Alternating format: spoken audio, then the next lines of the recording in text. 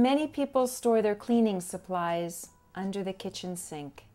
The problem with this practice is that they're close at hand for youngsters who are very curious and want to explore all the cabinets.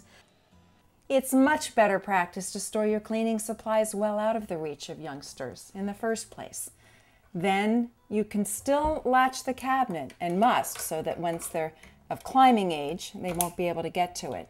This kind of latch can work, though it requires adults to remember to put it back on again. A far preferred type of latch, however, screws in to the cabinet itself, so that once the door or drawer is closed, the latch is already automatically re-engaged. This one has an extra feature that prevents fingers from being pinched by youngsters. There are a lot of hazards associated with your stove in the kitchen. The first being that if the child is able to open the oven door and perhaps stand on it, they might be able to tip the whole stove onto themselves. All residential stoves come with an anchor kit to prevent kids from being crushed by their stoves. It's important to install this.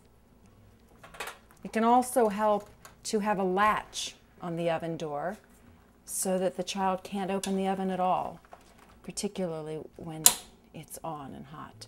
At the stove, some people choose to put on covers over the knobs so the children aren't able to turn on the burners.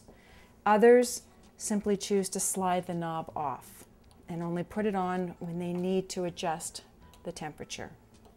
While cooking, it's essential that you start using the burners on the back and always face the handles toward the back. If a pot is out here and a child can reach it, they might not only burn their hand on the pot, but empty the contents that are scaldingly hot onto themselves.